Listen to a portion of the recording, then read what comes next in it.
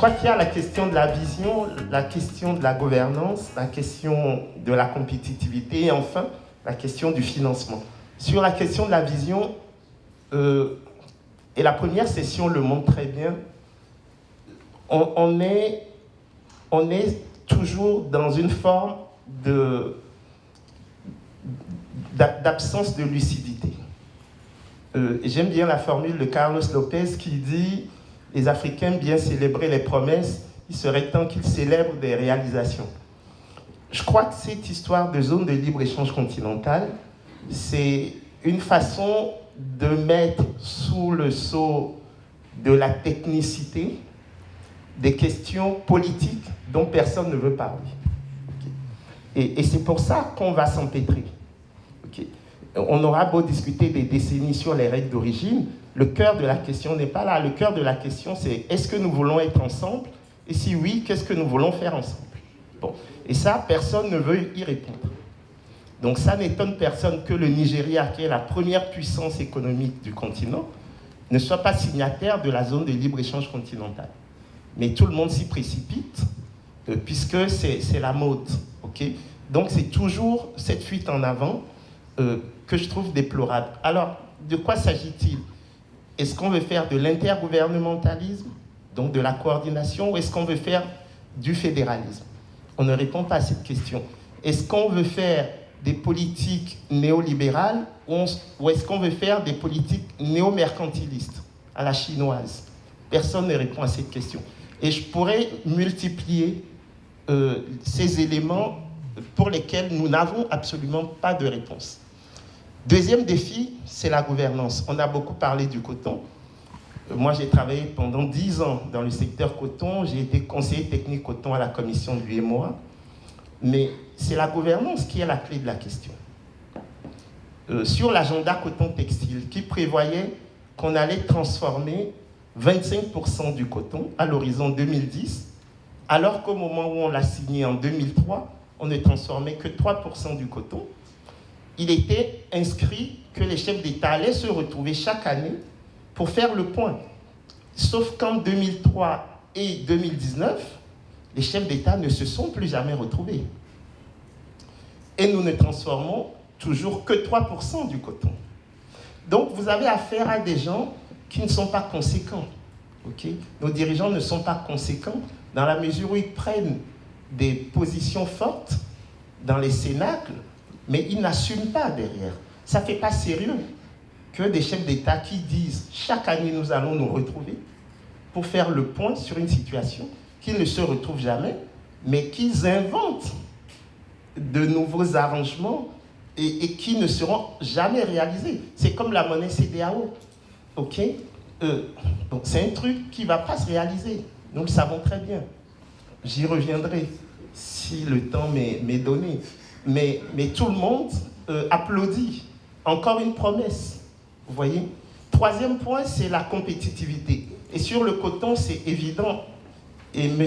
Arbi en a parlé sur les coûts, le coût de l'électricité. Bon. On ne sort pas de la zone de coûts fixes. Et on veut être compétitif sur les coûts de transport. On n'a pas réglé la question des transports. Mais sur également tout ce qu'on peut appeler les coûts liés au taux de change, nous avons fait une étude au CIRAD, qui est ma boîte d'origine, qui compare 3 filières cotonnières. Le Mali, le Brésil et les États-Unis. La filière la plus compétitive est celle du Brésil. Pourquoi? Parce qu'il y a une manipulation du taux de change du réal, la monnaie brésilienne. Et donc, le CFA, c'est un élément qui plombe la compétitivité des filières cotonnières en Afrique zone franc. Ça, tout le monde le sait. Les études le montrent. Nous avons 40% de la compétitivité qui provient de l'effet taux de change. Pour une raison simple. Nos intrants sont en euro CFA et nous exportons en dollars. Et donc, quand l'euro s'apprécie vis-à-vis du dollar, les sociétés cotonnières ne sont plus déficitaires, ne sont plus, bénéficiaires. Et ensuite, pour essayer de survivre, elles font payer par les paysans l'ajustement. Et c'est pour ça que tout à l'heure, M. Sy avait raison de soulever le problème du coton. C'est un piège. Moi, j'ai fait un papier intitulé « Le piège du coton ». Et enfin, le financement. On ne peut pas avoir des taux d'intérêt de 15% et prétendre transformer l'Afrique. Les amis, nous sommes en France, nous empruntons à 1%. Nous empruntons à 1%. Pourquoi? Parce que quand vous avez une monnaie forte comme l'euro ou le CFA et des taux d'inflation bas, c'est-à-dire 2% d'inflation, le prêteur ne court aucun risque de perte en capital. Donc il ne peut pas exiger une prime de risque importante. C'est pour ça qu'on emprunte à 1% ici. Donc chez nous, on emprunte à 15% et on prétend pouvoir faire du développement. Ce n'est pas possible. Et donc, pour répondre à ta question, Didier, c'est dis-moi ce que tu veux comme développement et je te dirai ce qu'il te faut comme monnaie. Pour l'instant, nos dirigeants ne nous disent pas ce qu'ils veulent comme développement. Nous, on essaie de leur dire, en tout cas, qu'il ne faut pas comme monnaie, vu les éléments basiques. Et quelquefois, c'est un peu délicat de rappeler que l'Occident s'est développé grâce au crédit. Tout le monde nous parle de l'épargne, c'est faux. C'est pas par l'épargne que l'Occident s'est développé. L'Occident s'est développé grâce au crédit productif. Et à l'heure où je vous parle, ici en France, nous avons la Banque publique d'investissement qui devient actionnaire majoritaire de la Banque des territoires parce que même à des taux d'intérêt de 1%, on pense qu'on peut faire mieux. Et donc, ce qui se passe, c'est qu'il faut sortir du double discours. Mon ami Étienne, qui est à ma gauche, va dire tout à l'heure que le franc CFA est une bonne chose, alors qu'il sait très bien que ce n'est pas une bonne chose. C'est ce que j'appelle le double discours. Tu n'es pas obligé de dire ce qu'il ne va peut-être pas dire. Mais je sais qu'il va le dire. Donc, c'est le 10e débat qu'on ne va peut-être pas le dire aujourd'hui. Bon, donc je m'arrête là pour le moment, les amis. Oui, 3 choses. La première, c'est que la clé de ce qui nous rassemble ici, c'est la démographie. Je crois que la transformation structurelle de l'Afrique, ce qui va la pousser, c'est le fait que la taille de notre continent double tous les 25 ans. Nous avons 2 milliards en 2050. Ça veut dire que le tracteur de la croissance africaine, ça va être la demande. Et ça, c'est fondamental. Pourquoi? Parce que, et c'est là où je réponds à Étienne, Étienne, c'est l'économie d'empire. C'est-à-dire le Français qui vient investir en Afrique et qui doit rapatrier ses bénéfices. Donc, il a besoin d'un taux de change fixe et de la convertibilité. Oui, mais ça, c'est l'économie d'empire. C'est fini, ça. L'économie de demain, c'est l'Afrique qui va produire pour l'Afrique et qui va enrichir les Africains. Et pour ça, il nous faut 2 choses. La première chose, c'est l'industrialisation. C'est crucial. Moi, je fais partie du groupe des experts qui a travaillé pour le dernier rapport de l'Union africaine et du Centre de développement de l'OCDE qui va être présenté demain ou après-demain à Niamey. Le rapport de l'Union africaine. Et j'ai travaillé sur la partie Afrique de l'Ouest. Et qu'est-ce qu'on a constaté? On est dans ce qu'on appelle une reprimarisation de nos économies. C'est-à-dire qu'aujourd'hui, nous transformons moins nos matières premières qu'il y a 50 ans. C'est ça la réalité.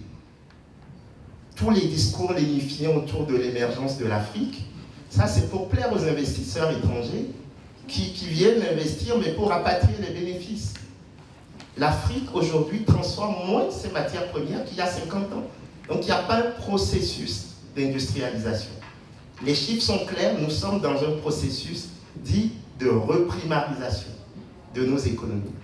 C'est pour ça que le cœur de la question, c'est la production. Et donc, qu'on fasse une zone de libre-échange, c'est joli, mais vous allez échanger quoi? Des choses que vous ne produisez pas.